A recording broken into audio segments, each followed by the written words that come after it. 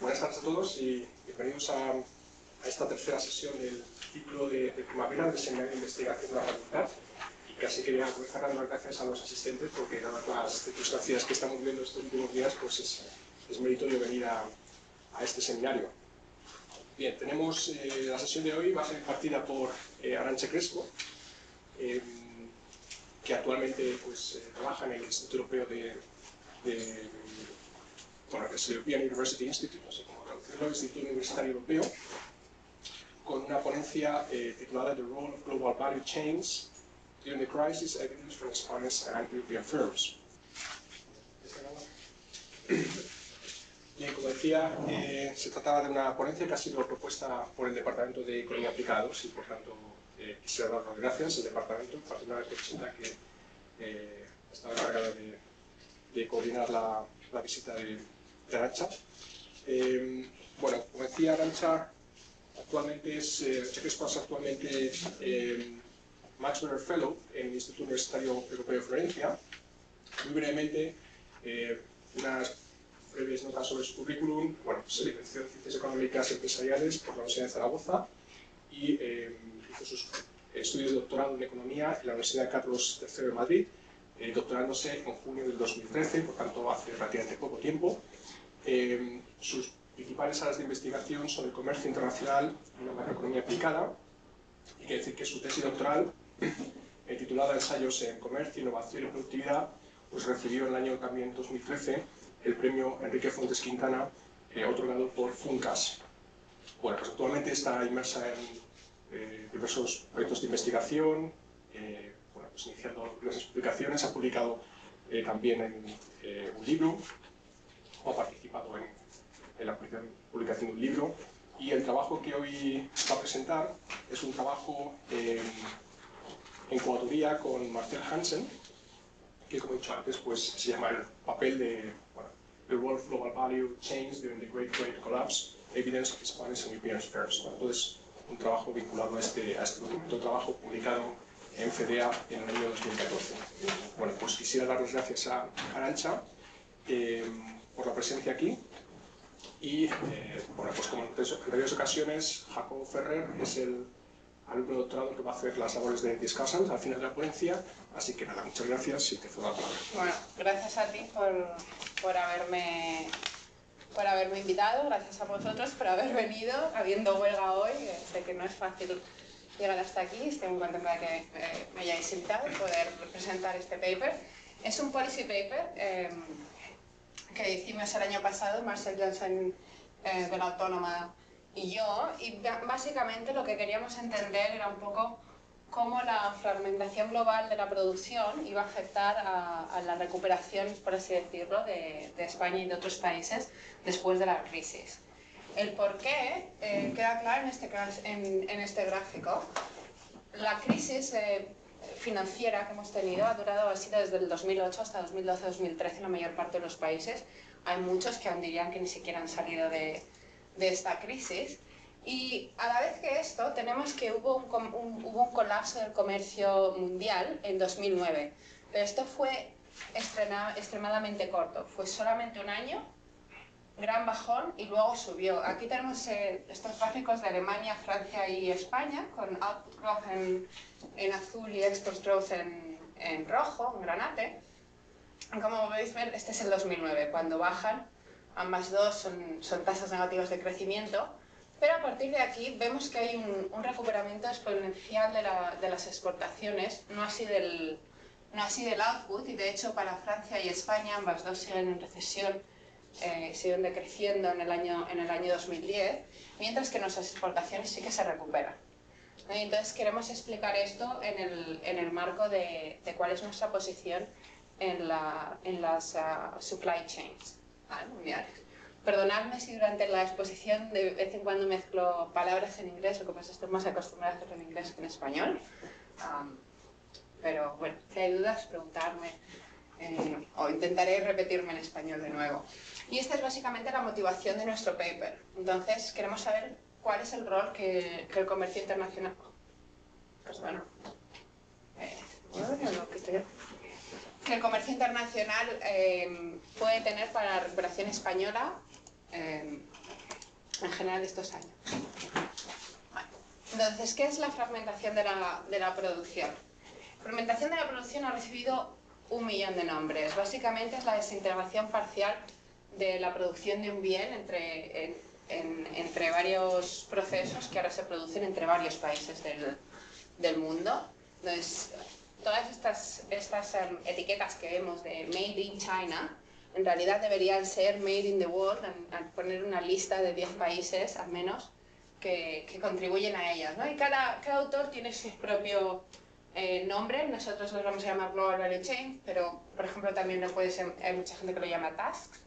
Es la distribución de task entre los viernes, o el unbranding, el offshoring, fragmentation of the production process. Todo esto se refiere exactamente a la misma cosa, que es la partición cada vez más y más en piezas pequeñas.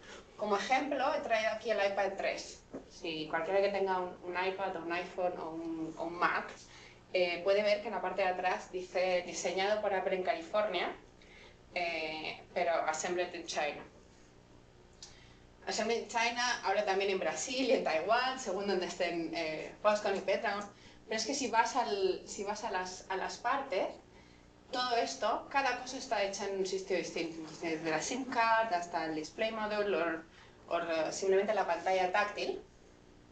Tienes de Corea, China, Taiwán, Alemania, por ejemplo, Italia, Francia, Japón por aquí, Taiwán, todo esto está diversificado. Si vas a la memoria, todo esto de aquí, esto es la memoria chip, tienes incluso más. Y tienes un montón de empresas además que tienen muchísimos centros de I+D, de FDI, por todo el mundo. Entonces, son empresas multinacionales que están expandidas por todo el mundo, desde Italia, Francia, a Japón, como hemos dicho. Y parte es un poco lo que queremos conmemorar aquí. ¿Cuál es el rol que tienen las exportaciones con el hecho de hacer FDI, con el hecho de tener R&D, cómo se relaciona esta complementariedad, cómo afecta a cuál es nuestra posición global en las value chains? Y un poco lo que vamos a hacer es pensar o repensar ligeramente cuál es la nueva perspectiva que deberíamos tomar, por ejemplo, en temas de competitividad. La competitividad muchas veces se ha asociado a cuál es la posición de un país respecto a sus competidores en el mundo de las exportaciones. Bueno, pues ahora tus exportaciones resulta que ya no son todas tuyas, sino que parte son de otros países, o hay que pensar en nuevas formas de hacerlo. Tu reducción de costes va a implicar que igual tu empresa es una multinacional, pero que ahora ha hecho una filial en Malasia, porque sabe que puede reducir los costes ahí, que en realidad está produciendo por allí. ¿Qué quiere decir esto para la competitividad española? ¿Consideras todavía España o no? Es un poco repensar esto. Lo segundo es si esto en realidad también para la crisis va a ser un poco como un estabilizador, ¿no? Entonces, podemos pensar, España ha sido afectada por la crisis, todos los países europeos también UE. Brasil no se vio afectado, tampoco ninguno de los países del sureste asiático. En Sudamérica no generan tanto comercio, pero tampoco estuvieron afectados. Luego, no fue una crisis realmente global, solo fue una crisis del norte del mundo, por así decirlo. Entonces, ¿cómo afecta el hecho de que ahora todos estos procesos de supply también se lleven por estos países? ¿Nos ha ayudado a salir de la crisis? ¿No nos ha ayudado? De nuevo, ¿cuál es el rol de las exportaciones versus FDI, especialmente a nivel de empresa? Es decir, para las empresas, ¿cómo ven esta actividad? ¿Es una actividad complementaria una con la otra? ¿Son actividades sustitutivas? ¿Se ven obligadas a expandirse de forma estableciendo pequeñas empresas en otros países, o pueden hacer las dos cosas? ¿Cómo compatibilizan este tipo de actividades? Y luego la más importante, por supuesto, es qué pensamos respecto a la comparative advantage, ¿no? La ventaja revelada en el comercio internacional ha sido desde siempre la forma de decidir en qué bienes deberías producir y qué bienes no deberías producir.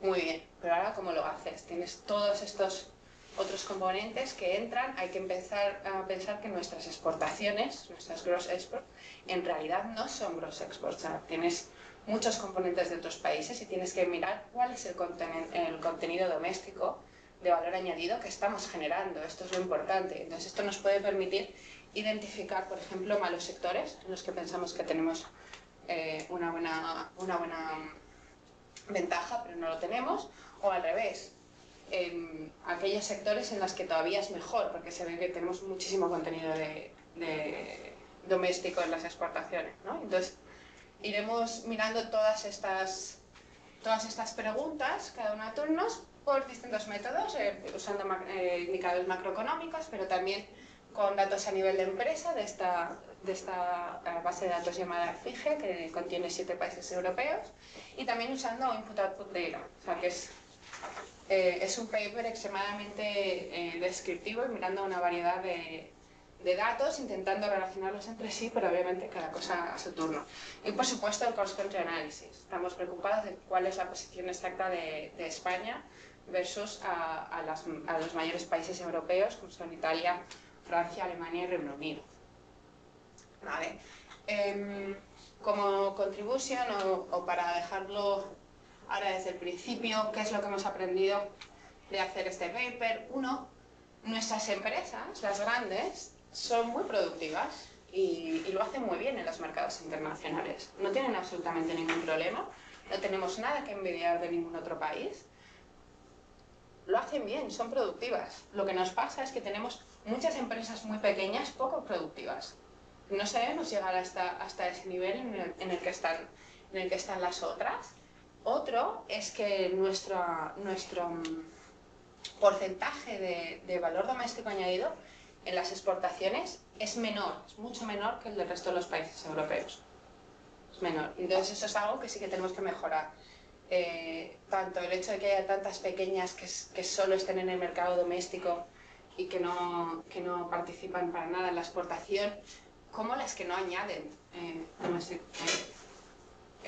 domestic value added a ellas. La segunda es que las global value chains sí que son estabilizadores para la economía. ¿Okay? Es cierto que cuando llega la crisis lo ves mucho más en las exportaciones porque le llega a todo el mundo ese shock en la demanda final agregada. Pero también es cierto que por eso se recuperó tan rápido y es porque como no llega a todos los países del mundo, el resto de los países se ajusta y cuando tienes un incremento de demanda que viene ahora de China, Japón o de Brasil, porque ellos sí que están produciendo y sí que pueden seguir al nivel que estaban antes, tú te beneficias porque tú estás aportando a ellos y entonces en vez de vender aquí en casa, empiezas a vender más por fuera y sí que lleva a crecer, ¿no? Entonces hacemos un pequeño ejercicio de Comparative Statistics donde miramos cuánto sería si hubiese un 10% de incremento en la demanda final del mundo y en distintas áreas. ¿Cuánto se incrementaría en España las exportaciones y el valor añadido que produce España en estas exportaciones? Entonces, en realidad era un 2.3% del GDP. Luego sí que es importante el valor, aunque solo sean efectos de primera ronda, que luego vaya a pensar que va a haber ajustes y que esto va a ser menor. Pero en un principio sí que es importante. Lo segundo es, este ejercicio de hecho revela que España es muy dependiente no solo de la demanda final que proviene de la Unión Europea, de Rio 15, pero en particular de la de Francia y Alemania. Es casi el 50% de nuestras exportaciones van a estos dos países, ¿no? Es realmente muy dependiente. Y el segundo es el gran potencial que tiene Asia como ampliador de las exportaciones españolas. Entonces, nosotros estábamos esperando Sudamérica en estos resultados, en los países sudamericanos, y en realidad salió Asia. Entonces era una cuestión de que esto te dice, bueno, igual si incrementas nuestras relaciones internacionales con este tipo de países, se empiezan a formar links. Estos son países que están realmente muy pujantes y son los que más te van a incrementar tus exportaciones y el valor doméstico que ellas llevan dentro cuando incrementan la demanda. Entonces quizás deberíamos proteger las exportaciones hacia allí. No, esto es un poco las conclusiones del paper. Por ir topic uno a uno, el primero fue competitividad, ¿no? La medida de la Unión Europea siempre es la evolución de los costes laborales unitarios. Es la que se ha tomado desde la Comisión y por lo tanto es la que nosotros estudiamos también. Sabemos que si los costes laborales unitarios suben, entonces baja tu competitividad. Pero si baja tu competitividad, debería también significar que tus bienes se van a vender peor en el extranjero. Entonces se va a ver reflejado en lo que tú haces en el extranjero. Entonces, por lo tanto, deberíamos ver que sí que existe un decrecimiento de las exportaciones, de la cuota de exportaciones española a nivel mundial. Entonces, aquí lo que graficamos es los costes laborales unitarios, por datos del ECB, con cuál es la Market Share Index del WTO. No sé muy bien la leyenda, pero España es el rojo, ¿vale? Este es España y Alemania, que es este de aquí, es el azul. ¿Vale? Entonces aquí tenéis Alemania y España. Si miráis los costes laborales unitarios, hasta el 2010, en España suben, es el país en el que más suben de la Unión Europea. Luego, con los ajustes laborales sí que es cierto que ha bajado, pero aún así se sigue manteniendo una tasa muy alta. Entonces, mientras que en Alemania han sido bastante bajos, la subida ha sido casi mínima, ¿no? Podríamos decir despreciable. Al mismo tiempo que estaban subiendo, tanto en España como en Alemania, la tasa el ratio de exportaciones mundiales no ha cambiado, no ha variado particularmente mucho, y sí que empezó a bajar en los últimos años. Y aquí hay que tener en cuenta que está la entrada de China. China entró en la WTO en 2001 y sus exportaciones mundiales suben. Ahora ya está, creo, primera del mundo en shares, por encima de Estados Unidos. Y lo curioso es que España se comporta bien, no pierde su cuota de mercado frente a otros países, se comporta igual de bien que Alemania. En Alemania no perdió competitividad, nosotros teóricamente hemos perdido muchísima competitividad, pero hay algo que tenemos que estar haciendo bien. O sea, estamos vendiendo nuestros productos fuera. Hay una cierta paradoja. La paradoja española, la han mirado muchos autores, entre ellos Paul Antras, que dice o nos comenta que las empresas grandes españolas, de hecho, experimentaron un menor crecimiento de los costes laborales unitarios que el resto y un mayor crecimiento de sus exportaciones. Y entonces esto es lo que hace, y más que en el resto de países, esto es lo que hace que parezca que hay una paradoja cuando miramos a los indicadores, porque los costes laborales unitarios incluyen todo, incluyen todas las empresas, las que exportan, las que no exportan, las que tienen una persona, las que tienen 1000. La cuota de exportación solo incluye aquellas que exportan, entonces está mucho más ligada a todas estas empresas grandes que sí que han crecido y que se mantienen bien, ¿no? En otro paper, con un coautor del Banco de España, nosotros estuvimos mirando mucho a esto, a que era lo que llevaba a los costes laborales unitarios, a que subieran o bajaran. Y en realidad lo que vimos es que no se regía tanto por lo que pasaba a nivel de empresa en los costes laborales unitarios empresariales, sino a la reasignación de recursos entre las empresas de la economía. A quién era que estaba utilizando más o menos, ¿no? Y esto es muy, evoca a la definición de competitividad de Porters, que es acerca de cuál es la asignación de recursos, capital, labor, humano y naturales de la economía. Eso es lo que era competitividad para Porters, ¿no? Entonces vemos que está muy relacionado con el hecho que debería haber una reasignación de recursos hacia mejores empresas, probablemente hacia estas empresas de aquí, ¿no? Y por eso nos queremos centrar en las empresas internacionales, en aquellas que hacen exportaciones, en aquellas que hacen FDI, porque vemos que son las mejores, las que van a hacer que nuestro ULC funcione bien. Entonces, queremos saber qué hace que las empresas españolas sean distintas a las empresas europeas. Usamos esta base de datos, la usamos por dos motivos. Uno, porque es gratuita. Podéis entrar todos los que queráis, ahora mismo ya está disponible para el público. Fue hecha a petición de la Unión Europea, que quería tener una base de datos donde mirar las diferencias empresariales, y incluye a 7 países europeos: Austria, Francia, Alemania, Hungría, Italia, España y Reino Unido. Nosotros solo vamos a mirar a 4, como he dicho, a Francia, Alemania, Italia y Reino Unido, junto con España. Y solo son datos que se recoleccionaron en 2009. Dio la casualidad de que era justo en el momento en el que salía la crisis, por lo cual sí que hubo ciertas preguntas que se referían a este hecho en particular. Ahora creo que están trabajando en hacer una segunda ronda, entonces será muy curioso el tener las dos cross-section justo con la crisis en medio. Creo que será muy interesante esta base de datos. Tiene como unas 15.000 empresas manufactureras y es representativa del sector manufacturero. Y tenemos datos tanto cualitativos como cuantitativos. Perdón. Tenemos exportaciones, a dónde van estas exportaciones, si hacen FDI, si hacen R&D, cuánto hace, cuánta gente hay en estas actividades. Obviamente tenemos los típicos datos de balance, costes de empleados, total assets, todo. También muy interesante, tenemos muchos datos, sobre todo acerca de cuál es la estructura organizativa de la empresa. Los italianos les importa muchísimo este tema, entonces tenemos un montón sobre si es familia, no es familia, cuántos años tiene, si es mujer, si no es mujer, si es extranjero, todo.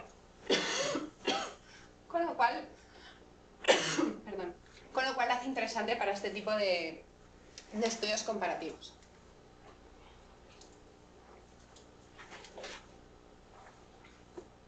En este gráfico, lo que presentamos es la distribución de las empresas manufactureras en cada uno de estos países. El gráfico en realidad está en log-log, pero en los ejes hemos puesto la escala normal para que sea más fácil de leer. Si os fijáis aquí en el 100, empresas que tengan más de 100 empleados, en Italia son como un 8%, en España un 10%, en el resto de Europa un 20%. Lo cual te está diciendo que España e Italia tienen menos empresas grandes que el resto, de por sí. Esto es la Frame Size Distribution. Como nosotros queremos saber un poco qué es lo que pasa respecto al internacional, si le divides esta muestra por empresas que exportan o hacen FDI o importan o outsource, cualquier tipo de actividad internacional versus ninguna, este gráfico de aquí es muy similar al anterior. Como podéis ver, se mantienen las diferencias entre países, unos datos un poco más pequeños. En general hay más empresas grandes en todos los países porque son las que hacen exportaciones. Se mantiene.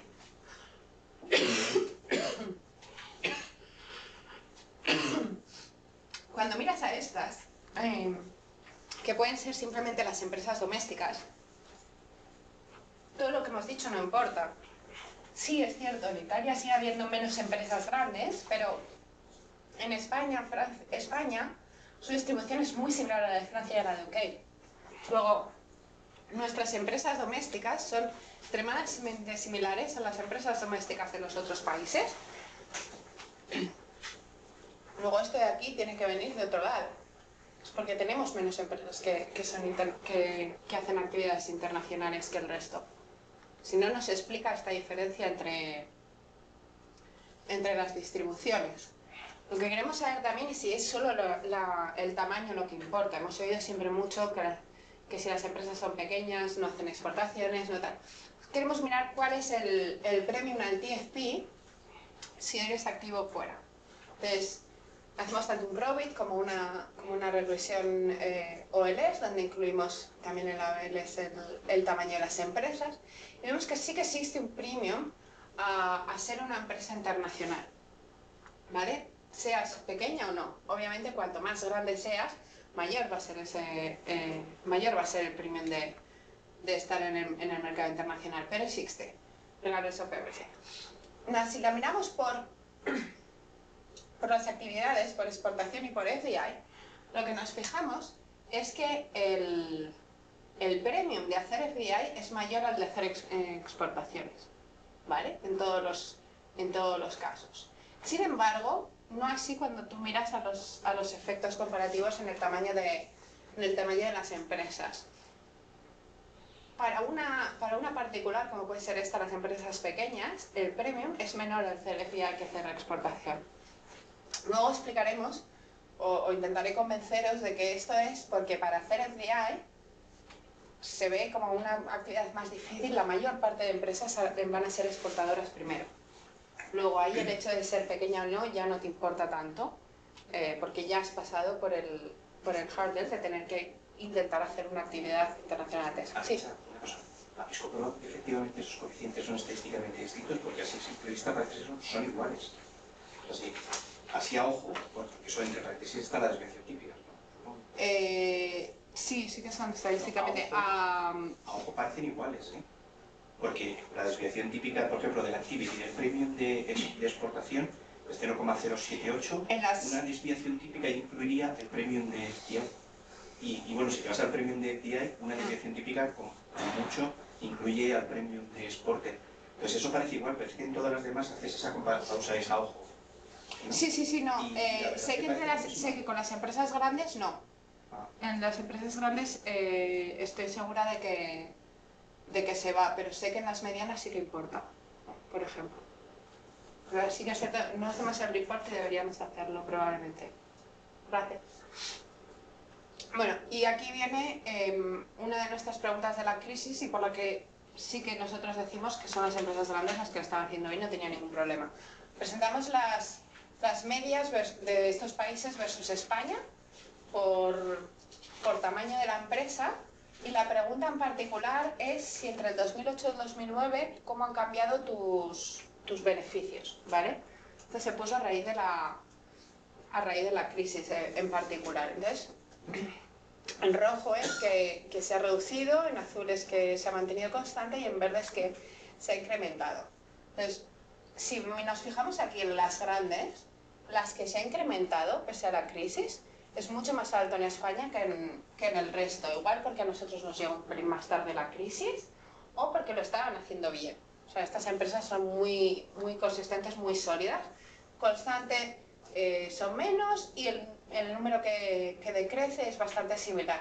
Si tú miras a todo el resto, es al revés. Tú ves que hay un gap enorme entre las empresas que en el resto de países han dicho que sus beneficios han bajado versus a los que dicen que ha bajado aquí ahora en España. Y aquí arriba también se nota muchísimo, ¿no? Tenemos muchas menos empresas que se hayan incrementado, ¿no? Entonces, esto nos da que decir de que es que nuestras empresas pequeñas, además de que predominan en la economía, no lo hacen particularmente bien frente a las crisis, probablemente porque tampoco están en el mercado exterior, y que el mercado exterior sí que ha tenido algo que ver en que esta se haya mantenido, ¿vale? Pues se ha incrementado. ¿Qué es lo que sabemos de las exportadoras españolas? Aquí tenemos los márgenes extensivos e intensivos. El extensivo se refiere al número de empresas que hacen exportación, el intensivo se refiere a cuánto hacen, ¿no? A su volumen. Si nos fijamos en España, es uno de los que tiene menos volumen, conjunto con Alemania, pero en Alemania se explica porque su mercado doméstico es muy grande. El mercado doméstico español es mucho menor. De hecho, aquí para esta particular encuesta, si solo tienes en cuenta los empleados en la industria, es 1/3, ¿vale? Luego, no dice mucho de nosotros. Nuestro porcentaje de empresas exportadoras también es más pequeño. Me podéis decir, bueno, es porque tenemos empresas más pequeñas, o no hay tantas empresas grandes como en el resto. Italia no tiene estos problemas. Italia tiene uno de los mayores, o si no el mayor, volumen de exportaciones respecto a todos estos países, y su número de empresas exportadoras también es el mayor. Es un país extremadamente orientado a la exportación, pese a que tiene empresas o tiene menos empresas grandes que el resto. Luego, no es una cuestión de tamaño. Si miramos a cuántos países van nuestros exportadores, esto es la distribución por cuartiles, solo con ir al final, a dónde va el top 5% de nuestros exportadores, van a 32 países, mientras que el resto va a 40, ¿vale? Si empiezas desde el principio, en Alemania ya nos ganan. O sea, en Alemania una empresa que está en el 10%, en el porcentaje 10%, ya va a 2 países. Nosotros vamos a 1. ¿Vale? En general nos quedamos atrás absolutamente en todas. Esto nos da que decir, no estamos orientados a estas actividades y no depende del tamaño. Sabemos esto porque el caso de Italia es claro. O sea, aquí hacemos cuál es la probabilidad de exportar en España o en cada uno de estos países respecto a estas variables. Entonces controlamos por el número de empleados, por la edad de la empresa, si pertenecen a un grupo o no, a un grupo doméstico, si pertenecen a un grupo exterior o no, cuál es la product innovation que están haciendo, si hacen R&D, controlando por set of use effects. Entonces, lo primero que vemos, y obviamente lo hacemos por la Linear Probability Model y Probits, ¿no? Obviamente, en casi todos los países, cuanto más grande seas, mejor. Más es tu probabilidad de exportar. También si perteneces a una exterior, ¿vale? Si tú perteneces a una multinacional extranjera, tu probabilidad de que luego vayas a exportar es mayor. Product Innovation y R&D, again, también son actividades que nos lo van a favorecer y a casi todos los países de la misma forma y más o menos en los mismos tamaños. Estas dos variables, sin embargo, varían mucho por países y particularmente para España son importantes. La primera es la edad de la empresa. Para España es extremadamente importante, cuanto más consolidada estés, más probabilidad tienes de exportar. Es decir, cuando ya llevamos 10 años en el mercado español, decimos, bueno, ahora que ya estamos bien aquí, ahora ya vamos fuera. Esto para nosotros es importante, sin embargo, para el resto de países es la mitad o un cuarto, o sea, como podéis ver aquí.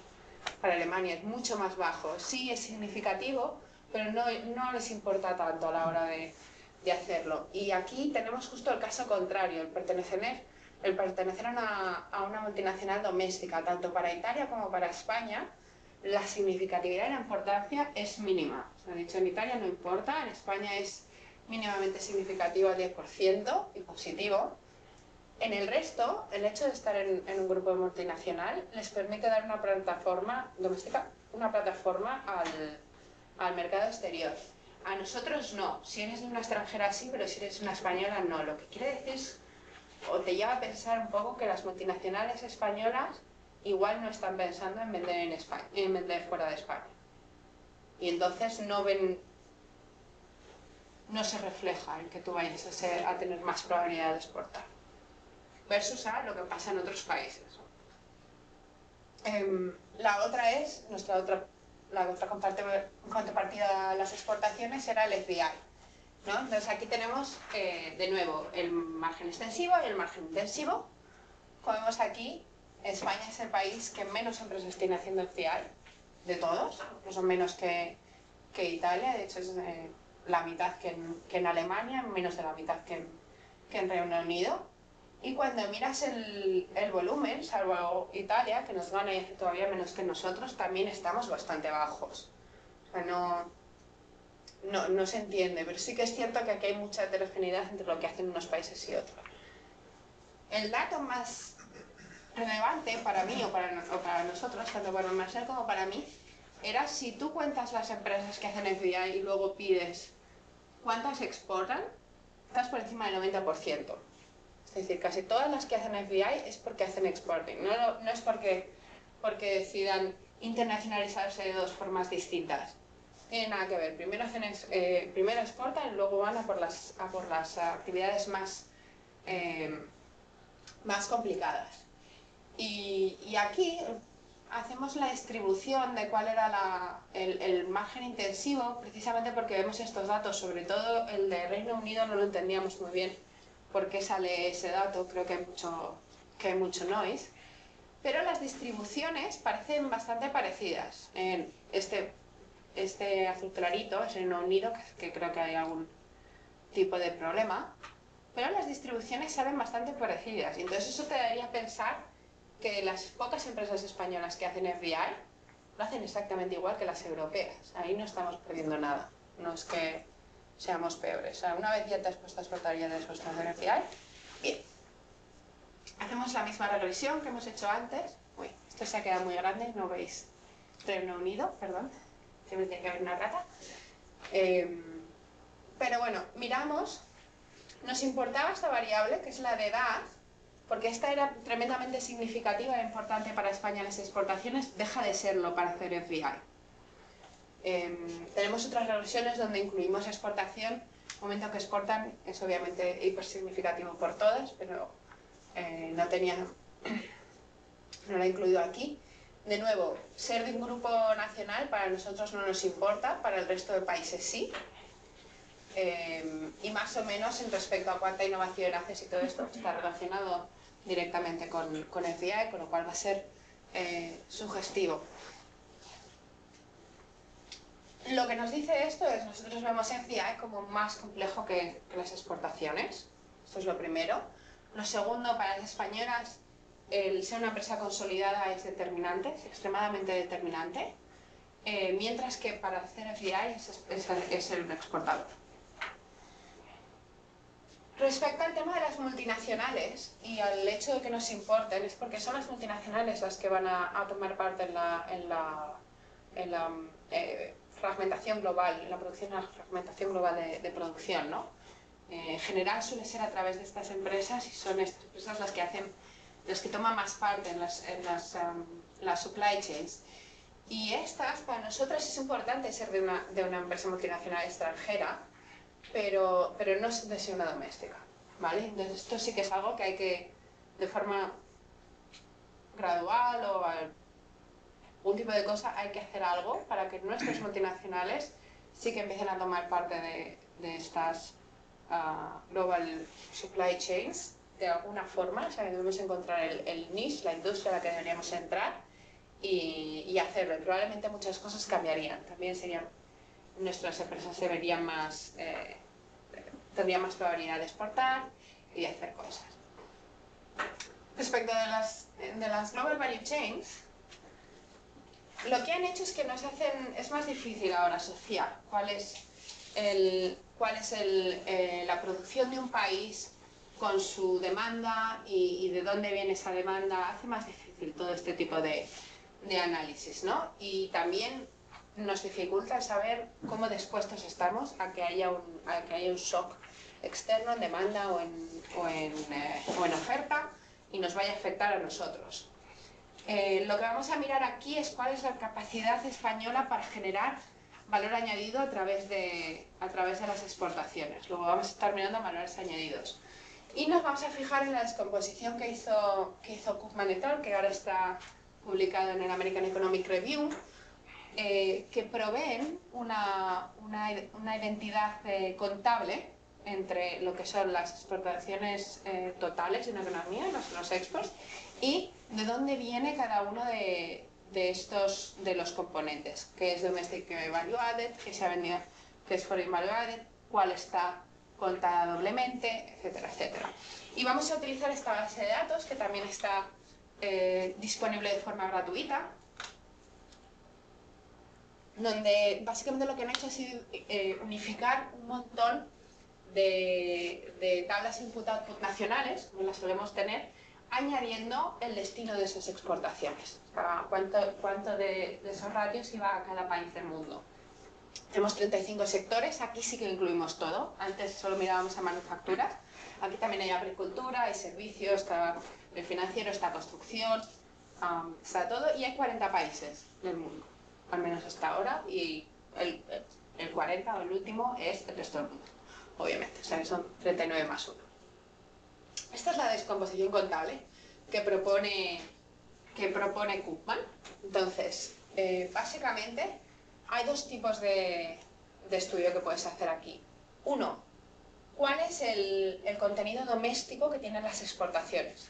¿Vale? Esta es la parte de arriba. Entonces, es el contenido doméstico, vas a tener las exportaciones que tú haces que son consumidas de forma como un final good en el país de destino, las que son de bienes intermedios y que son consumidas directamente en ese país, las que son bien intermedio y que luego van a otro país también todavía como bien intermedio para ser producidas como un bien final, Tienes también las que tú luego reimportas. Entonces tienes todos los intermedios que tú exportas a otro país y que luego vuelven a volver a ti y consumes en España, aunque sean exportaciones, llevan parte tuya.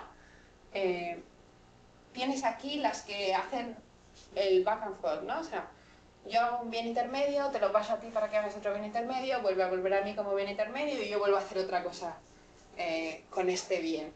Y luego están los términos dobles, aquí se incluye voy a dejar esto. Y aquí se incluye las exportaciones intermedias que se producen en casa. Y luego tienes los que son contenido que es completamente extranjero, que tú estás contando como parte de tus exportaciones. Las que vienen como exportaciones finales, como exportaciones de bienes y como los double content items. Esta es una clasificación. La otra es qué parte de esto pertenece a una supply chain y qué parte no pertenece a una supply chain. Entonces, obviamente estos dos primeros es lo que tú exportas de forma directa, sin que pertenezca a ningún tipo de supply chain ni nada. Son los que se consumen directamente en el país de destino. Todo lo demás es global value chain.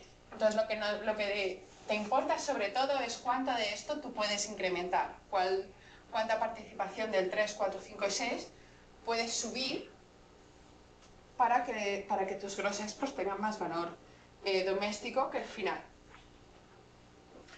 ¿Vale? Más o menos en qué se traduce. Se traduce que el valor doméstico, al menos de todo el output de todas las exportaciones para el año 2011, en España fue un 70%, es más grande en el resto de países. En Reino Unido es casi un 80%, ¿vale? Luego son mucho mejores que nosotros. Y si os fijáis aquí, estos son cuántas se han contado 2 o 3 veces porque han pasado la frontera. El valor es muy similar acerca de los países, es en torno a un 4%.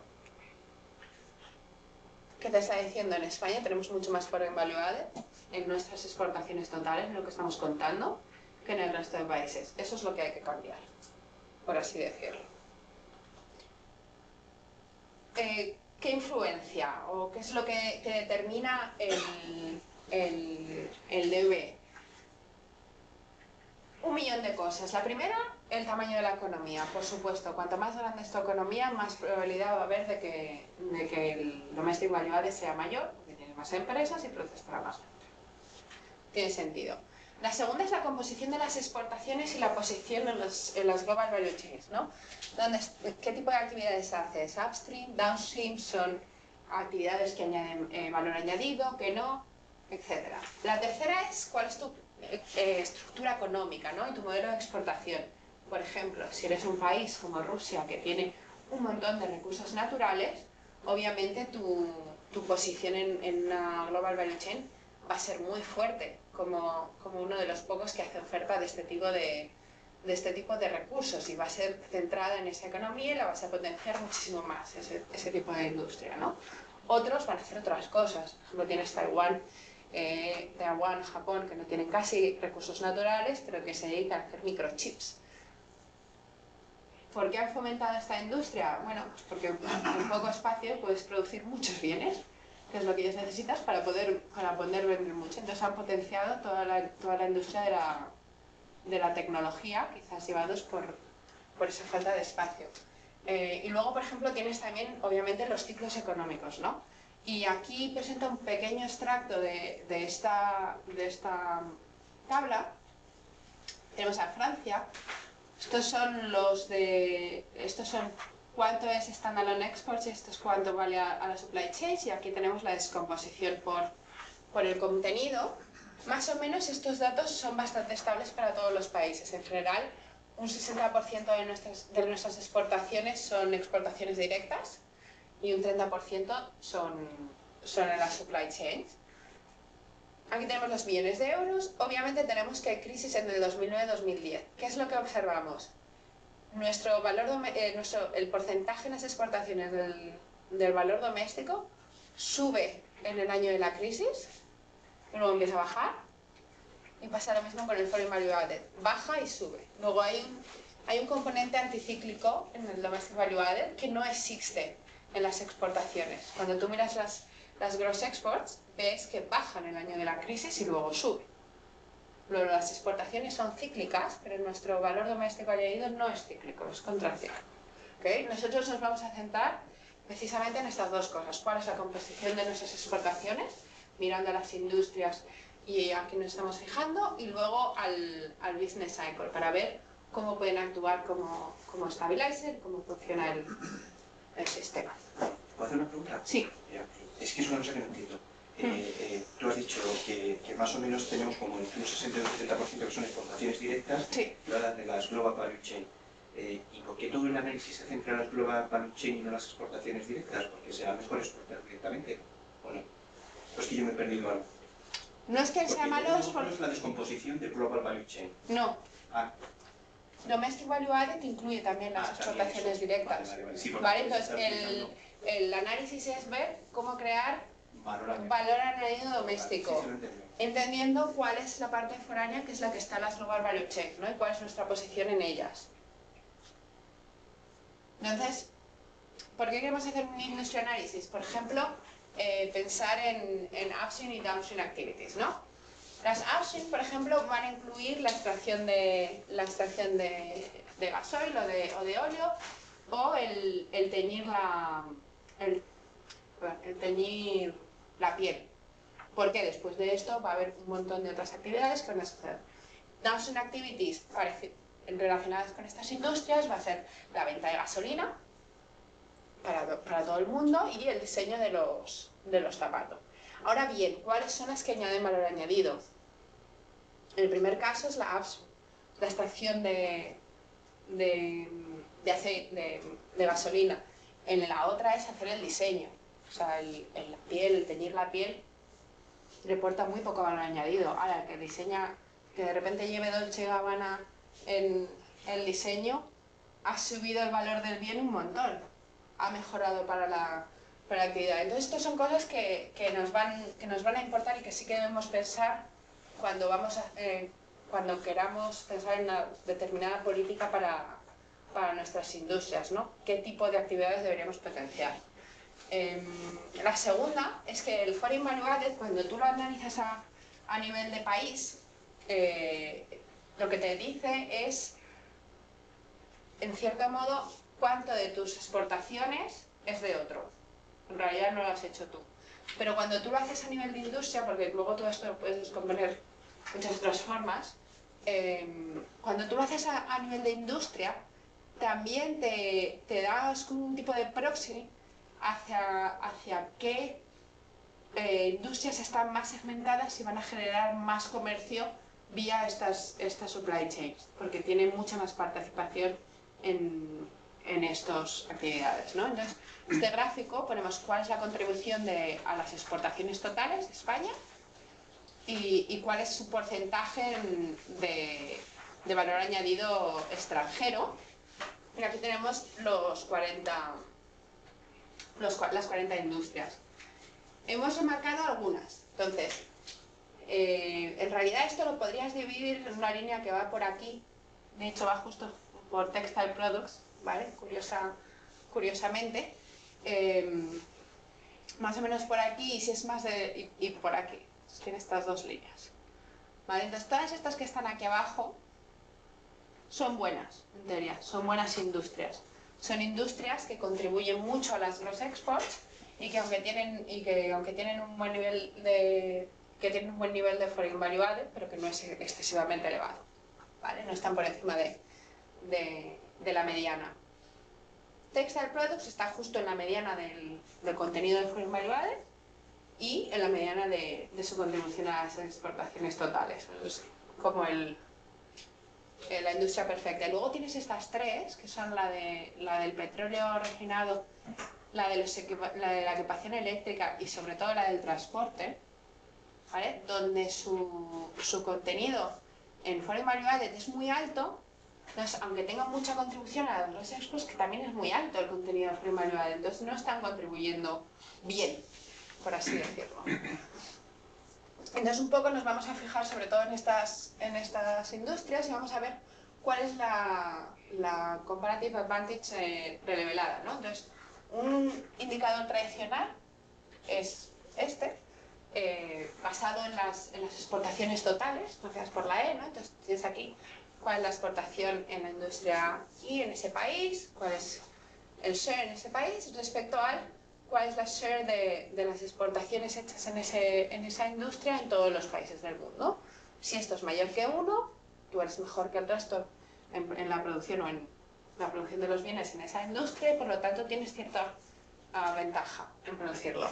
Sin embargo, esto ignora que sí que existe foreign content, que hay contenido foráneo en él y que hay muchos bienes que pasan 2, 3 y 4 veces por la frontera. Un ejemplo es el iPad de antes. El iPad va a China, va por todos lados, luego vuelve a Estados Unidos y luego lo exportan desde Estados Unidos. Luego, por lo menos pasa 2 veces, que yo sepa, por la frontera y lo cuentan como 2 veces. La nueva medida va a ser solo basada en el contenido doméstico. Permitidme que vaya atrás un momento para que explique. El contenido doméstico va a ser estos 6. ¿Vale? Luego solo vamos a incluir uno de los double content items de casa. Y se supone que va a excluir todo lo foráneo. No puedo poner todos los gráficos, son como 30 industrias, no tiene sentido ir industria por industria, pero hemos puesto algunas que eran importantes antes o lo son ahora por lo que tienen. Entonces, por ejemplo, textiles, es una muy curiosa, que era esta que estaba justo en medio. Textiles hasta el 2007-2008, el indicador es el mismo. O sea, el nivel de valor doméstico debía ser impresionante. Con la crisis, lo que te pasa es que dices que de repente el normal, el que estamos habituados, sube un poco, el azul, que es el nuevo, sube muchísimo. O sea, los textiles realmente nos han ayudado. Cuando decimos que Zara nos ha sacado de la crisis, Zara nos ha sacado de la crisis. Es parte de esta industria y está presente y es una que sí que deberíamos potenciar. Nuestro indicador de competitividad está por encima de 1, deberíamos utilizarlo. Luego tienes aquí, por ejemplo, petróleo, que pese a que nos parecía mala, porque tiene mucho contenido de Foreign Value Added, sí que es cierto que el indicador está a la alza y va más y más arriba. Lo que te está indicando es que probablemente tenemos un problema. El Foreign Value Added viene porque necesitamos comprar la gasolina en sí, sin el petróleo, el producto bruto, pero de hecho las refinerías son buenas. Nuestras empresas en este país son buenas y de hecho el indicador nuevo está por encima del tradicional. Paper and Printing es justo el caso contrario y es un caso muy relevante. Si tú miras un indicador tradicional, parece completamente constante, dirías que de hecho, bueno, es un sector que igual no proporciona tanto, pero que está bien y deberíamos potenciarlo, porque de hecho sí que estaba entre los que más aporta a las exportaciones. Lo que te está diciendo esto es que año a año estamos perdiendo.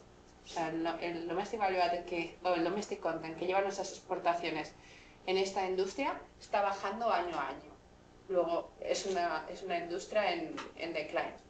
O hacemos algo para que vuelva a subir o pon tu dinero en otra industria, porque en esta obviamente estamos perdiendo el negocio con el resto del mundo. En estas de aquí abajo, esta por ejemplo es exactamente el mismo caso que la de Paper and Printing, Chemical Products. Esta es importante porque era una de nuestras malas industrias en el gráfico de Foreign Value Added versus Contribution. El tradicional te dice que somos competitivos. El nuevo que hemos hecho ahora, o el ajustado, te dice que no lo somos para nada y no lo hemos sido. O sea, es que está constantemente ni crisis ni no crisis. Está bajo el 1 siempre. Con lo cual, estamos concentrando nuestras energías quizás en un sector que no... Pero me das una interpretación que no está clara porque puede ser niveles que hay más fragmentación y por tanto cuando lo mides en términos netos el índice de ventaja revelada está por debajo. Pero este es domestic content. Pero eso es con exportaciones netas. O sea, es el índice de ventaja revelada con exportaciones netas. Y el otro es con exportaciones brutas. No, o sea, el primero es que contienen valor extranjero. Entonces, son exportaciones que además de lo que tú has hecho, tienen lo que ha producido tu compañero de Francia. Pues imagínate, un artículo que tú estás haciendo, autorado con alguien en Francia, tiene parte de valor extranjero. Si lo haces tú solo, es todo valor doméstico. Lo que estamos midiendo aquí es cuál es tu parte. Si tú hiciste mucha más parte del trabajo, hiciste un 80%, o hiciste solo un 20%.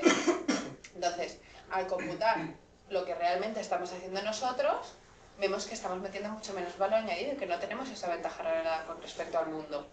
Cuando miramos solo en doméstico. Eso es lo que estamos haciendo. Lo que pasa es que, por ejemplo, en ese sector tú estás mejorando. O sea, así como... Va mejorando, pero... O sea, no solo es 1-0. Pues si fuéramos 1-0... No, pero... Es verdad, el tema por el que... Eso está por aquí, que está medio borderline entre ser bueno y ser malo. ¿Vale? Entonces, lo que te dice es igual... Estate al ojo, ¿no? Desde el término de policy, estate al ojo, porque si en realidad luego vamos hacia un momento que vamos cogiendo foreign content, sí es cierto, no decrece, pero tampoco crece de forma clara y va, sube, baja, nunca ha estado por encima del 1. Por eso damos esta interpretación, sobre todo porque es importante para nosotros. Y porque nosotros lo consideramos tradicionalmente como uno de nuestras buenas industrias, de nuestros buenos sectores.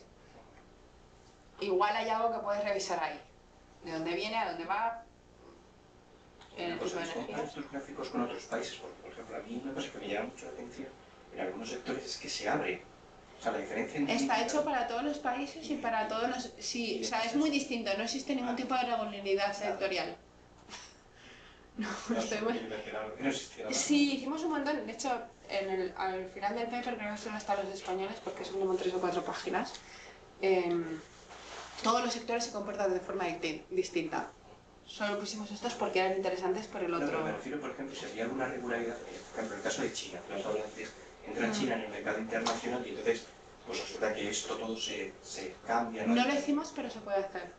O sea, nosotros al final luego, esto era un paper de policy, teníamos un poco de directivas por esto. Vamos a dejar, o sea, sé que estamos observaciones puntuales, dejamos para después las preguntas para que no se alargue demasiado. Quedan 5 minutos. Voy a anotar. Vale, y luego está esta, que es la del transporte, que sí que tenemos ventaja comparativa, menos con el nuevo, con el que documenta solo el domestic content que el foreign content, pero es decreciente. Esto sí que es una tendencia que hay que ver cómo se modifica, porque este era un mal, al menos en el 2011 era un mal sector, efectivamente. Y entonces este, de hecho, por ejemplo, sí es muy importante. Aquí puedes encontrar empresas como Renfe, exportaciones del AVE, etcétera, etcétera. Son este tipo de empresas las que están aquí, ¿no? Entonces hay que pensar un poco en cómo hacerlas bien, porque sí creo que son key para las exportaciones y de hecho son las que mayor share tienen. Entonces sí que hay que echarles un ojo. Y por último, el último ejercicio, que es, nos fijamos de nuevo en que el domestic value added parece que es contracíclico, ¿no? Que lo enseñé antes en una pequeña tablita de Francia. Pero lo que nos importa es porque el cambio que vaya a haber en las exportaciones no te va a decir nada, no va a ser un estadístico suficiente para decir cuál va a ser su contribución real al GDP, ¿no? al crecimiento del GDP, porque es contrario. Entonces, por ejemplo, para el año 2009, que es el año de la crisis, 2008 al 2009, este indicador te diría que las exportaciones brutas contribuyeron a un 20% de la contracción del GDP. Fue porque hemos esta caída en exportaciones que contribuimos a un 20% a que bajara más el GDP. Sin embargo, si lo miras, si lo haces descompuesto, te dice que no, bueno, que el domestic content es menos, que solo fue como un 14%, y que el resto es porque también había contracción en el mercado extranjero, lo que no es solo de nuestra parte, ¿no? Entonces, en el año 2010, por ejemplo, el GDP todavía sigue bajando, en particular para España, pero vemos que las exportaciones crecen en 9,7%, y crecen por el componente Foreign Value Added, que sube a un 23%, ¿vale? O sea, crece dramáticamente ese año. En todos el resto de países, las exportaciones crecieron más allá, o sea, la tasa de crecimiento de las exportaciones es mayor que la del output, si hubiesen empezado a recuperar o no, y es de nuevo todo por la Foreign Final Demand, lo que viene del resto de países. Entonces, lo que hacemos ahora es, para el año 2011, pensar con los datos que tenemos ahí, si ahora hay un crecimiento del 10% en la demanda interna de distintos países o de distintas áreas del mundo, cuánto se van a incrementar nuestras exportaciones y cuánto se va a incrementar nuestro domestic value added, ¿no? Las buenas, y cuál es el ratio, ¿no? Entonces, aquí tenemos los países de la Unión Europea. Es como decía,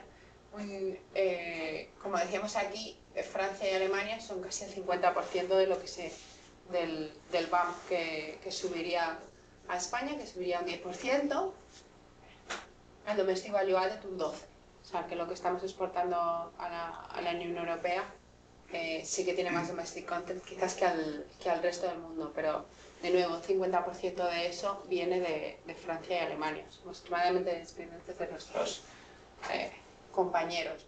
Respecto al resto del mundo, el resto de países europeos, nada, o sea, que para nosotros que haya habido ampliación no nos importa absolutamente nada. Tiene sentido. Muchas de nuestras empresas se han movido, o ha habido multinacionales que han movido nuestras fábricas a otros países del este, y en cierto sentido competimos en lo mismo.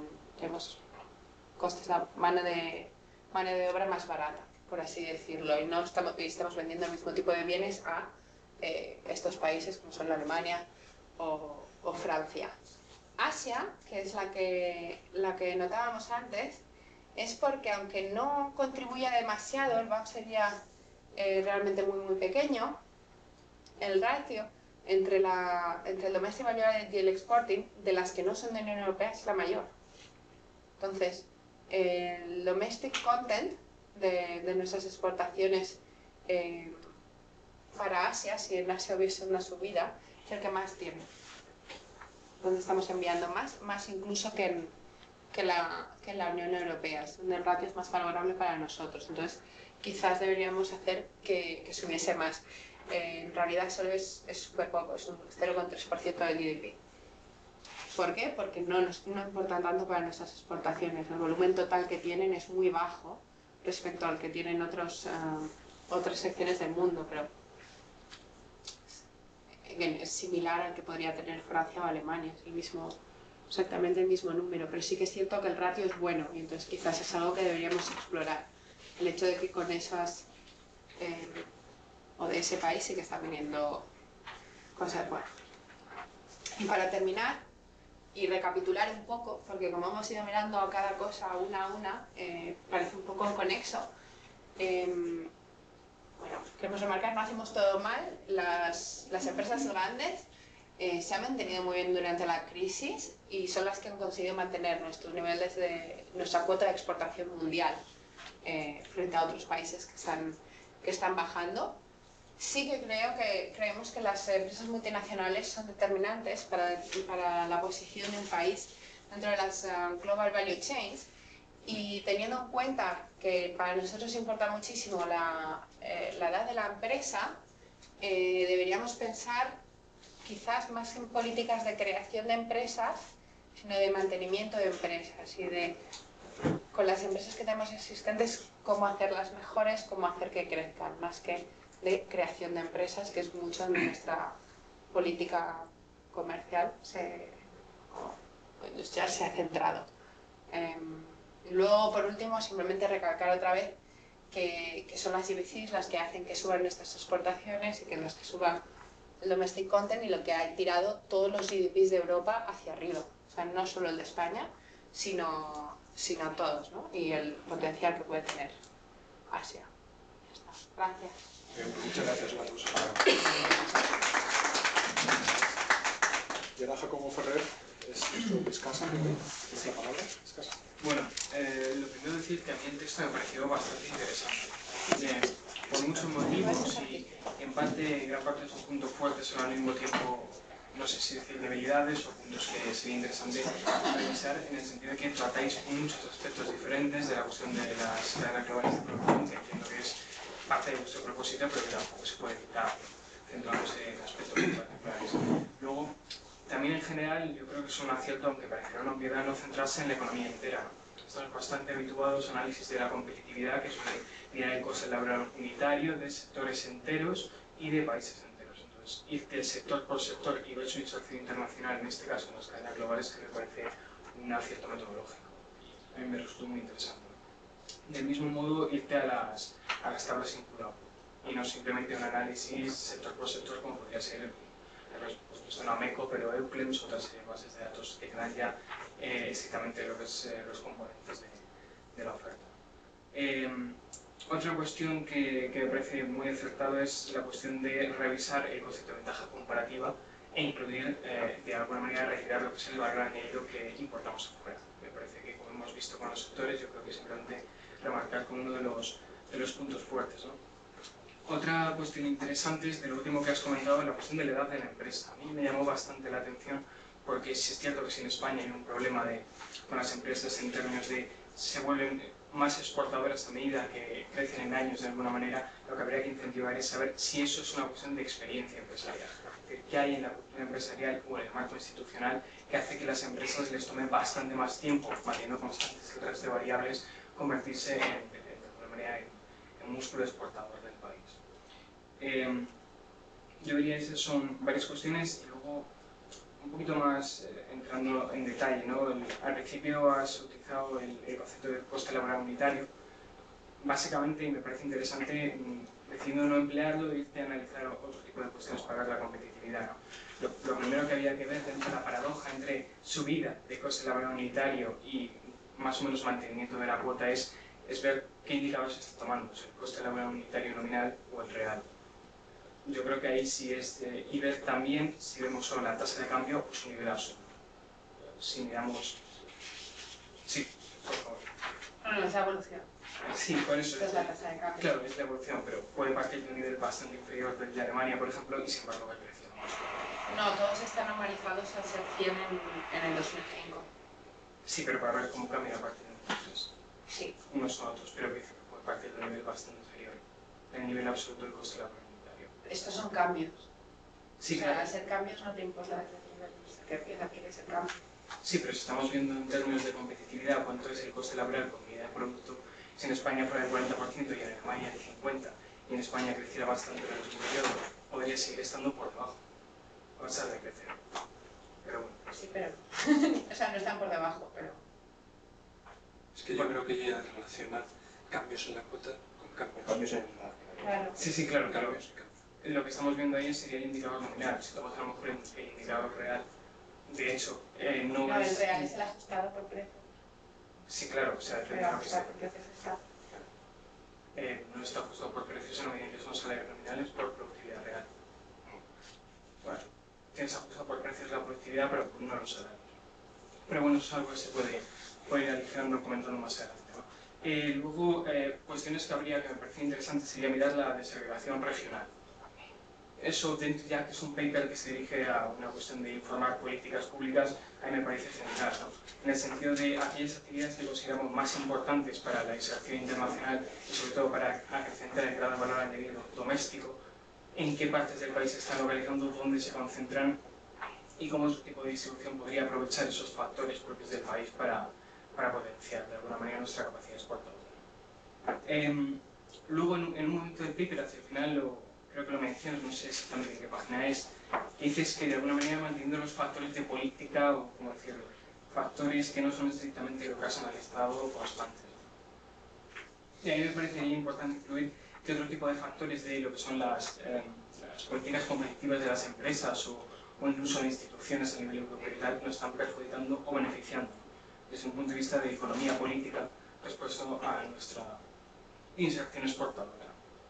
Luego otras cuestiones, te has centrado en la exportación de manufacturas, que a mí me parece, evidentemente es lo más importante ahora analizar la exportación, pero sería interesante a lo mejor analizar los servicios, ¿no? Porque de hecho cuando lo has puesto al final, las actividades de negocio, otro tipo de servicios están teniendo bastante impulso exportador a la economía y de hecho tienen poco valor añadido extranjero, así que podría ser algo interesante para medirlo y asimismo hasta qué grado hay una internacionalización de la producción de servicios y ver cómo se juega ahí, ¿no? Igual ahí tenemos una ventaja comparativa revelada en el nuevo sentido mucho más interesante, aunque la capacidad de aumentar las exportaciones de servicios sea mucho mayor. De cara a las políticas yo creo que es interesante. Bueno, básicamente la propia posición descriptiva del texto nos permite retratar una situación, pero hasta qué punto a partir de este texto sería interesante reflexionar sobre cómo crear esa ventaja comparativa y no simplemente pensar que se debe estrictamente a la dotación que tenemos en el país y estar condenados de alguna manera a valernos de ella, ¿no? Hasta qué punto podemos implementar políticas públicas que ayuden en aquellos sectores que consideramos que tienen potencial pero que sin embargo todavía no han madurado, ¿no? Lo hemos visto en el químico, ¿no? Siempre está por debajo pero subía. Entonces, ¿qué podemos hacer ahí a lo mejor para conseguir levantarlo un poco más, para hacerlo definitivamente uno de los sectores buenos para de alguna manera la inserción española en el exterior? Claro, estos son básicamente algunos de los puntos que yo destacaría a lo largo del texto y yo creo que a partir de ahí es interesante. Si quieres contestar, sí, algunos respecto a cómo crear, precisamente creo que esa es la parte de policy que hay que hacer, ¿no? Ir mirando sector por sector dónde están las actividades. Esto es lo que decía un poco por ejemplo, con la industria de la piel, ¿no? ¿Qué es lo que hacemos nosotros? ¿Creamos la piel o estamos potenciando los diseños, este tipo de cosas? Entonces, ver dónde estamos, qué actividades estamos haciendo, si son las que generan valor añadido o no. Desde luego creo que por ahí es por donde tiene que ir la política, ¿no? Si alguien se sienta y dice qué política tengo que hacer para la industria, esto es lo que tendría que mirar. Respecto a los servicios y su importancia para las exportaciones, estoy completamente de acuerdo. No hay muchos datos acerca de servicios, espero que en el futuro cada vez haya más y más, así que creo que es algo importante que todo el mundo ahora está pensando en hacer, por lo menos ya sea vía internet o vía otras vías, cómo medir la parte de servicios que no la de manufacturas. Respecto a la desagregación regional, creo que si llevamos el paper hacia allí, ya se convierte en un paper descriptivo de 100 páginas. O sea, hoy tienes que hacer dos. Esto es lo primero. Lo segundo es que para poder tener los destinos, por así decirlo, los destinos internacionales, y esta desagregación internacional que tenemos, que sí que sabemos qué parte de cada uno de nuestros inputs está yendo a qué país, hay que perder un nivel de desagregación por debajo. Entonces todos los países han perdido su regionalidad. Entonces, conllevaría realmente una labor ardua de recuperar todas las input output tables de, por lo menos, España y hacer el matching con el resto del mundo, porque sí que quieres tener para saber a qué país está yendo, qué hacemos o tal. Puede ser interesante de hacer, no lo niego, pero también muy laborioso. Eso existe, ¿sabes? Las españolas sí, pero el unir las españolas con las... No, pero puedes tener solo desagregar en España, otra cosa es el matching. Sí, es desagregar en España, pero tenemos 12 países, 12 años, ¿eh? Ah, bueno, no solo puedes hacer por un año. Sí, tampoco... Creo que sí que es cierto cosa que aprendes de la serie temporal. Sí. En cierto modo, entonces habría que hacerlo para todos. Siempre digo que está laborioso. Sí, muy laborioso. Muy laborioso. Y las portadoras están generalmente concentradas en o sea, que básicamente... No, tienes un montón en el norte del País Vasco y también en Alicante, en este área. A nivel nacional para todos los sectores, vamos. O sea, No para todos los sectores, pero ahí ya es lo mismo. Si quieres hacerlo, lo vas a querer hacer de forma regional, o por ejemplo, para transporte se miraría probablemente Aragón. Tiene uno de los mayores centros ahora mismo de distribución de Europa, de manufacturas en general, y en transportes están muy arriba, también está la General Motors. No descartaría muchas regiones de España así de forma inicial, y luego sobre todo porque quieres ver qué es lo que pasa igual también por industrias. Bueno, pero yo creo que hay diseñado empresas en el día en general, ¿no? No, es imputado. Vamos a dar, como ya ha habido algunas intervenciones previas, vamos a dar paso a personas que no han intervenido y especialmente a los pocos doctorandos que hay por aquí por la sala, pero bueno, Maripaz también ha levantado la mano. María José, perdón, María José Paz. Pues... Bueno, solo quería aportar algo que he dicho poco, por si sirve para aclarar un poquito más y luego plantear una reflexión con respecto a lo que plantea de los costes laborales unitarios. Si yo lo he entendido bien, creo que lo que decía es que si se quiere vincular con la competitividad, lo relevante no es tanto su evolución en el tiempo, sino su valor absoluto. O sea, lo relevante no es si el coste laboral unitario en España ha crecido o no, sino si sigue estando por encima o por debajo de aquel país que gana o pierde competitividad, ¿no? Entiendo que la reflexión de Jacobi iba por ahí. Y luego la que te quería plantear yo es que yo no sé si es tanto una cuestión de aumentar o no el valor agregado doméstico, sino más bien yo entendería que esta especialización dentro de la cadena. ¿Por qué digo esto? Porque yo no veo que tuviese por qué ser negativo una disminución del valor agregado doméstico, tendencia que por otra parte, tal y como constatan algunos papers sobre estos temas, es, yo diría, imparable, ¿no? Por el alto grado de fragmentación, que además es un proceso que va a más. Como digo, yo creo que el problema no está tanto en perder el valor agregado doméstico, es decir, que el valor agregado extranjero aumente las exportaciones, sino que eso nos sirva para dinamizar las exportaciones de un país. Como por ejemplo si ha pasado en Alemania. Alemania ha perdido valor agregado doméstico, pero el crecimiento de las exportaciones ha sido superior a la pérdida del valor agregado doméstico. No sé si me entiendes lo que te quiero decir. Entonces, eso ha sido posible en Alemania porque se ha beneficiado del proceso de fragmentación productiva, de la deslocalización en otros países, que le ha permitido importar después insumos intermedios, que ha contribuido a que sus exportaciones de bienes finales... No, porque lo que ha hecho Alemania luego ha sido reorientarse a otras actividades donde todavía podía tener valor añadido. Pero aquí al final, si quieres, va un tema simple. Si deslocalizas todas tus empresas, al final ¿en qué va a trabajar la gente que está en tu país? No, es que no es una cuestión de deslocalizar, es una cuestión precisamente... Pero parcialmente esto va por ahí, porque muchas de estas empresas ahora el valor añadido se está generando en Taiwán, no se está generando en España. O sea, tú necesitas que se genere valor añadido aquí, y de hecho hay muchísimos debates, especialmente en Estados Unidos, que es un tema que importa bastante, porque se están dando cuenta de que mucha parte del desempleo y del empleo que hay fijo es porque nuestras industrias ya no los... O sea, ¿por qué no creas empleo? Porque nuestra industria ya no produce ese bien. Entonces, esto es gente que o cambian de chip y se ponen a hacer otra empresa en un bien que nosotros sí que estamos haciendo, o no están, ellos no están recibiendo salarios, pongámoslo así. ¿Y dónde se está generando este bien? Se está generando ahora mismo en Tailandia o en Polonia o donde quieras.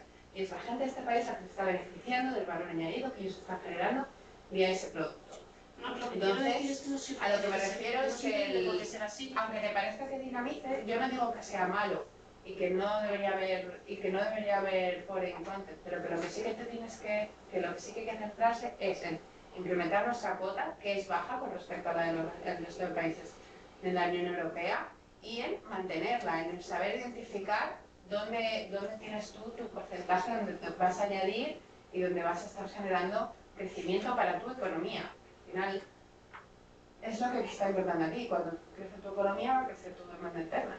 Lo que quiero decir, un segundito solo, viendo un sector, por ejemplo, que a lo mejor se puede ilustrar lo que quiero decir, es que la pérdida de valor agregado por unidad de producto, la pérdida de valor agregado nacional por unidad de producto exportado, no tiene por qué ser negativa, negativa en términos de crecimiento, ¿no? Que es lo que tú estabas planteando. No, yo no he dicho que sea negativa en términos de crecimiento. Bueno, digamos, la reflexión inicial es si la inserción en las cadenas globales de valor puede contribuir, digamos, a salir de la crisis.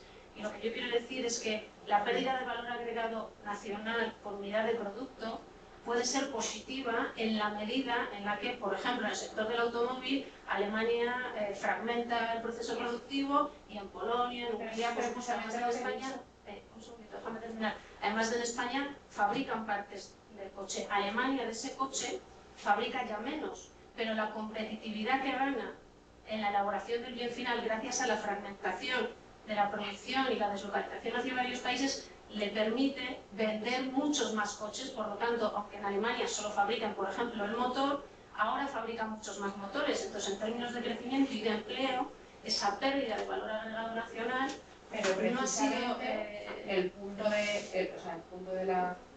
del esto, y lo ves ahí. ¿Por qué funciona como estabilizador? Porque gracias a que en el 2009-2010 del resto del mundo la demanda al final sí que subía y sí que estaban pidiendo que produciésemos productos que sí que se usan en un país, en el nuestro, en el que sea, para luego vender fuera, las exportaciones han subido y ha subido el GDP. Y ha conseguido empezar a recuperar. Entonces, precisamente sí que digo, o sea, eso sí que funciona el momento de demanda interna. El otro punto es, lo que quieres es que haya el mayor ser posible de valor añadido en esas exportaciones, que dado que cada vez menos y menos van a ser lo que son exportaciones directas, que nuestra parte, que sea todavía valor añadido, se mantenga y que suba. Porque ahora había un ratio 70%, no, pero ahora mismo había un ratio 70%, 30%. Los 30% de las exportaciones totales son vía supply chain. Muy bien. El punto es, este ratio está decreciendo, está bajando tiempo a tiempo. La fragmentación, que es lo que va a hacer que las directas van a ser 50-50. Tú vas a producir menos que se van a exportar de forma directa. Vas a producir menos coches enteros que tú vas a vender completamente enteros. El punto es cómo no perder la parte que tú estás haciendo en la fragmentación global, la parte doméstica. ¿Por qué? Porque así, cuando en el otro país estén produciendo coches y estén bien, y tú estés fatal, estén demandando y te están produciendo generar economía. Ese es el punto de la explicación.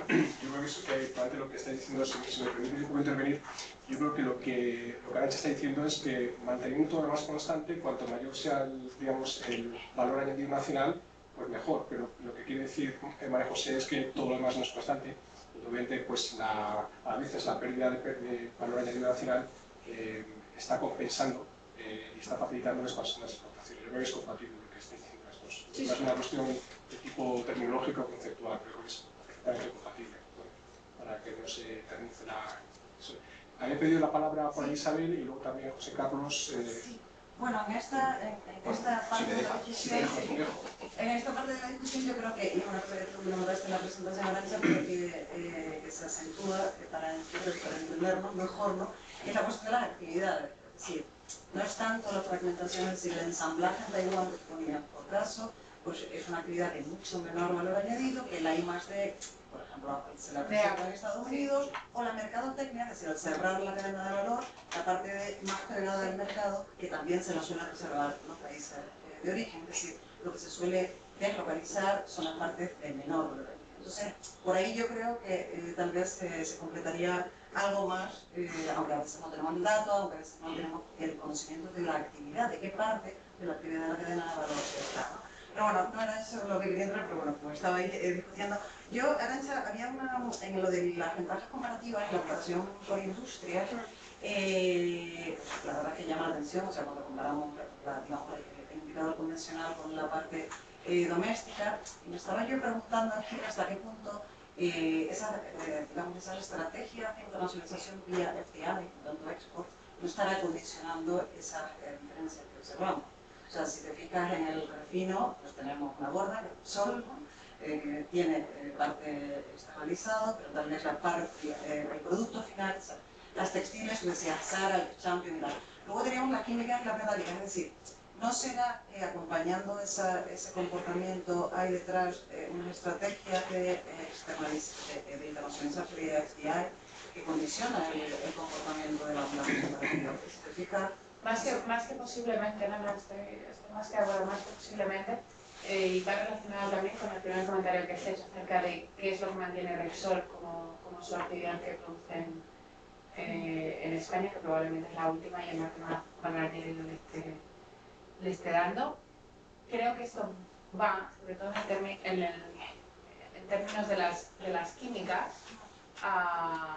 al tema de las multinacionales domésticas que se quedan solo en España y cómo para nosotros no representa tanto exportación. Entonces, creo que ahí sí que hay algo que quizás no estamos haciendo bien en el modelo. Sí, probablemente son las empresas que han hecho fiar,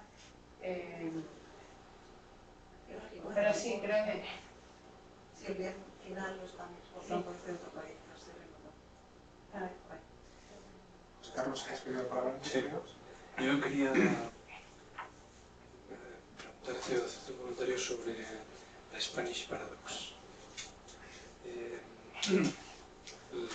Te apuntas, el trabajo se apunta a la tesis de que un núcleo pequeño de grandes empresas muy productivas, exportadoras, que se comparan bien con exportadoras de otros países, es la causa o el origen de que España, habiendo perdido competitividad más que la media y que el resto de países europeos, sin embargo, haya perdido muy poca cuota de mercado. Digamos, pues mucho menos que Francia, que Italia, que Alemania no, pero cerca, es decir, esa Spanish Paradox realmente tú la resuelves con esta idea. Esta idea a mí me parece interesante porque realmente a veces tenemos poco en cuenta la distribución de productividades, como son las funciones de distribución, de las variables. Realmente las 500 mayores empresas exportadoras, es decir, un núcleo pequeño, explican el 60 o casi el 60% de la exportación, y cuando ponemos, y eso no lo tenemos en cuenta a la hora de utilizar un indicador de competitividad que es de los 2 millones o y pico de empresas, con una agregación que tiene que ver con el peso que tienen un montón de empresas que luego no tienen nada que ver con la exportación. Y entiendo el argumento, pero yo no me acaba de convencer el hecho de que las empresas estas exportadoras españolas sean más productivas o tan productivas. Por ejemplo, tú aquí tienes algunos datos que no has mencionado de FIGE, en la que las empresas internacionalizadas españolas no salen muy bien comparadas. A pesar de que Antras ha utilizado algunas estadísticas, no me parece que sean unas estadísticas muy profundas, muy detalladas, creo que aquí en España realmente esto del Spanish Paradox nos lo hemos tomado muy poco en serio, en el sentido de que hay poco trabajo de buscar realmente qué hay detrás de esa paradoja, ¿no?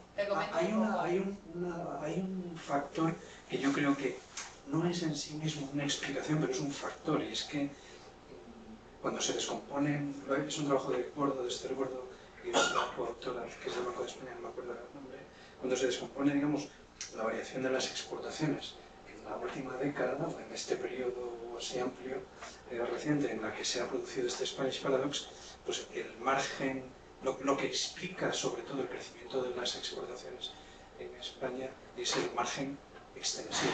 Es decir, que ha habido como una diversificación hacia más mercados y eso es lo que ha hecho crecer la exportación, de modo que en términos agregados la cuota ha crecido. Propiamente no es una explicación, pero sí que es un factor que, bueno, pues España no había diversificado mucho todavía sus mercados, aparte de ese dato de FIGE que dais de a qué número de mercados se destinan, va en la misma dirección y lo confirma, pero que eso no acaba de ser un factor, o sea, es un factor. Te comento, partimos de este punto de entrada, porque esto parte de uno de mis papers de la tesis, y era un punto que a Marcel le gustaba, entonces por eso incluimos un pelín. Básicamente nosotros lo que yo luego miré en la tesis, en el Banco de España, era qué decía esa evolución de los costes laborales unitarios, ¿no? Igual que los del Banco de España han hecho las condiciones de exportaciones, nosotros dijimos, bueno, si hacemos una descomposición de precios típica de las Pérez, ¿qué nos está diciendo? O sea, ¿qué es realmente lo que estamos viendo? Entonces lo que vimos era que no eran cambios a nivel de empresa en los costes laborales unitarios. Entonces no tiene nada que ver con lo que está pasando en el coste laboral unitario de la empresa. Era simplemente el cambio entre las cuotas de mercado de un año a otro. Eso es lo que llevaba toda la evolución de que subiese y bajase para un país o para otro. Y entonces, de hecho, de ahí luego hicimos más pruebas de cuál era la distorsión que había en la economía, cómo mirar la actividad real, que no ha sido obviamente incluido aquí. Sí que en cierta parte... ¿Es el artículo con Cañuela? Sí, bueno. En cierta parte, la conclusión que se nos queda a nosotros de esto es si los papers que hay de comercio internacional, los nuevos papers de comercio internacional con empresas heterogéneas, te dicen todos, el mecanismo teórico es que cuando se abre el mercado, las peores empresas salen, estas empresas liberan factores que van a las mejores empresas y al absorberlos así es como se gana productividad. Si eso es lo mismo que me está diciendo, que sigue esta evolución precio-coste, nosotros que éramos muy escépticos y pensábamos que era un mal indicador y que en realidad lo reflejaba por todas las exportaciones, que había algo que no, en realidad me está diciendo exactamente lo mismo. Esto me está diciendo que es por la evolución de las cuotas de mercado de las empresas. O sea, las pequeñas empresas están acaparando factores que no deberían, por así decirlo. Y es la buena reasignación lo que va a hacer que ganes en productividad. De hecho, tenemos datos de cuál sería la ganancia, etcétera, etcétera. Entonces, sí me creo que las mejores empresas de la economía, o las más productivas, son las que son internacionalizadas, sí que tienen un peso grande y deberían tener mayor peso, o deberíamos potenciarlas para que nuestros costes laborales unitarios digan lo mismo que el otro indicador. Pero, pese a eso, los costes laborales unitarios nos están diciendo una realidad. Que nos guste o no es otra cosa, pero simplemente sumar evoluciones porque no hemos sumado los recursos. Sí, había... que no lo leo así. Sí, tiene una pregunta un poco genérica. La fragmentación inevitablemente concentra el valor añadido está finalmente en el comercializador final del producto. Digo por lo siguiente, por la definición, porque se externaliza también por definición, es intentando mejorar la estructura de costes y por lo tanto derivando la producción a donde esos costes sean mejores.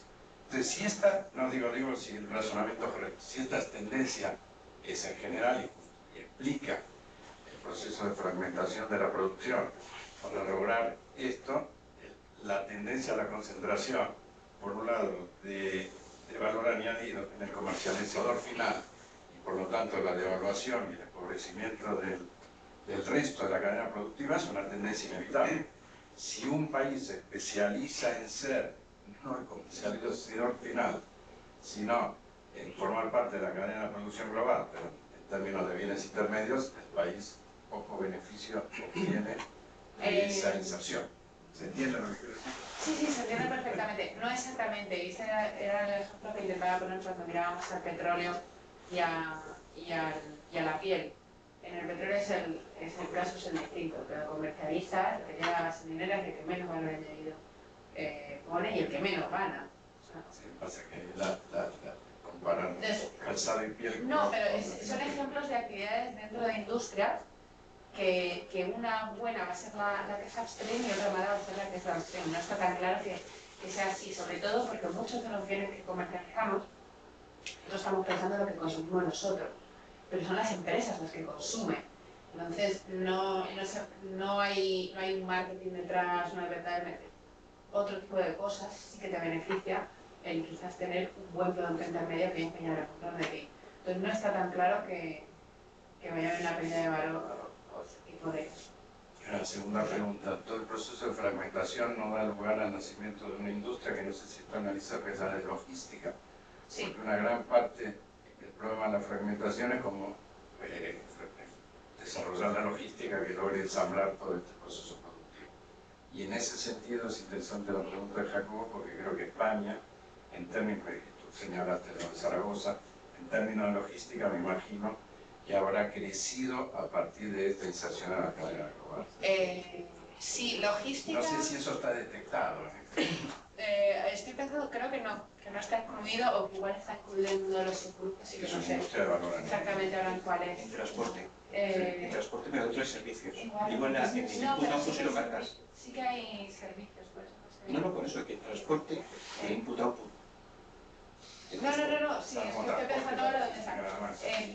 Creo que está casi todo, o sea, que incluido en algún sitio tiene que estar, pero por supuesto, de hecho es que leí no hace tanto que aparentemente la planta está en Zaragoza, que no sé, es la más grande de Europa y la tercera del mundo.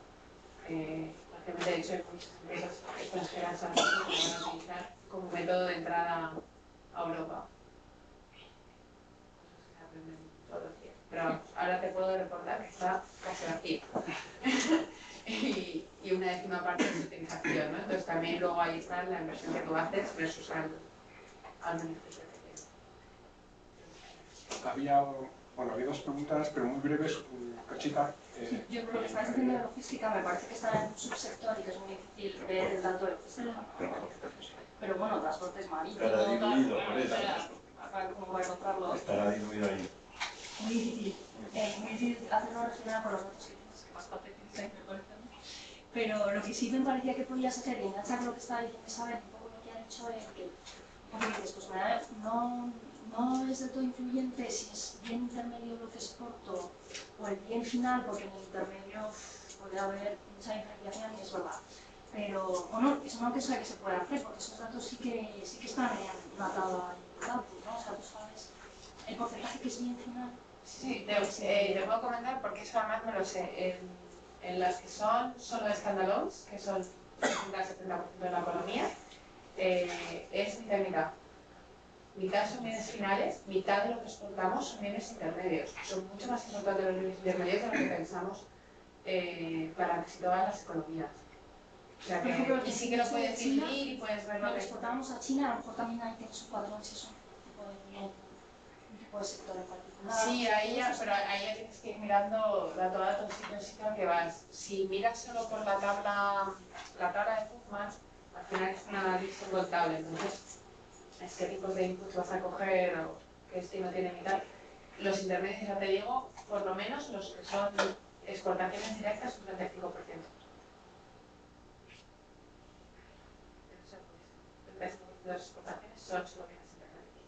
Sí, o sea, lo que a lo mejor es también una historia, vale, si es 50-50 es más complicado, ¿no? Pero tú vas a China, estoy en determinados sectores que son los más importantes para China, sí, no, por puedo ver si predominan intermedios o finales. No, sí, ahora, hombre, con esto y sobre todo con la metodología, que propuso Pufman, puedes hacer lo que quieras. Todo lo que quieras desagregar, puedes seguir y seguir. De hecho, los coautores de Pufman, que eran estudiantes, han hecho ahora la de industria. Hay 16 términos de descomposición con las industrias, pero sí que lo puedes hacer muy detallado, ¿no? Ya depende de cuánto. Pero las cadenas de producción nos llevaron a incrementar bienes intermedios o bienes finales. Eso está estudiado. Nuestra integración en cadenas de producción nos ha llevado... Las de cadena de integración son intermedias solamente. Intermedias. Última pregunta ya con Carolina, última intervención. Sí. Bueno, yo es más un comentario. En general, en la conclusión o la hipótesis de partida que evidentemente cuanto menos valor añadido extranjero tengan tus exportaciones y más valor añadido doméstico, mejor para ti, eso es obvio, pero eso de hay que fomentar que crezca nuestro valor añadido doméstico también creo que hay que matizar un poco en qué sector estamos, porque hay sectores que evidentemente van a ser más propensos a tener digamos, a que ese valor añadido suponga un porcentaje mayor de tu GDP que otros. O sea, he visto, por ejemplo, en el gráfico que haces, que efectivamente lo relacionas con el porcentaje del GDP y pones el sector agrícola, dices el valor añadido foráneo es muy poco. Claro, nosotros somos un país que tenemos muchísima riqueza natural, mucho valor agrícola. Luego, a pesar de que sea bajo, hombre, es bastante, tenemos mucha agricultura dentro de España y sí. Es un sector... Solo como una nota, si las exportaciones agrícolas no tuviesen ningún tipo de tarifas, de impuestos ni de nada, te aseguro que si iba todo el mundo a la Garete no tendríamos absolutamente nada. Pero porque valen muy poco. No porque valen muy poco, sino porque son mucho más productivos agrícolamente en Chile y en Argentina. El sector de la producción agroalimentaria, el sector de la producción agroalimentaria, que es algo tan importante, en España es tan importante porque tenemos sector agrario. Porque luego hay una relación entre ellos. Obviamente no digo que no, y yo estoy también de acuerdo en que hay que mirar por industrias y que hay muchas en las que no vas a poder evitar el hecho de que tengamos un porcentaje altísimo. ¿Por qué? En el refined petroleum tienes que comprarlo. Entonces, solo por ahí vas a tener un nivel alto, ¿no? Pero luego es evaluar, ¿somos buenos en ese o no? Y de hecho, lo que se veía era que éramos buenos. O sea, luego en el centro de nuestra refinería éramos buenos. Luego, pues es que no lo toques, no vayas mal, ¿no? Pero a ella es muy particular. Creo que esto ya es más para los policy makers que para mí en un artículo o para cualquiera, y que hay que ir con cuidado porque ya te digo que con la CAP, sin ella, nos llevamos todos. Sí, yo eso no te lo discuto, pero lo que sí que te digo es que es muy difícil dentro de ese sector que cualquier país tenga un gran porcentaje de valor foráneo añadido. Me explico, porque es algo... bueno, el de tomates son tomates, no lo es el procesado de productos. Sí, pero eso has puesto justo. Pero sí, no, es el que está. Es en las tablas y por eso no lo voy a dejar fuera porque sé que me va a tener mucho.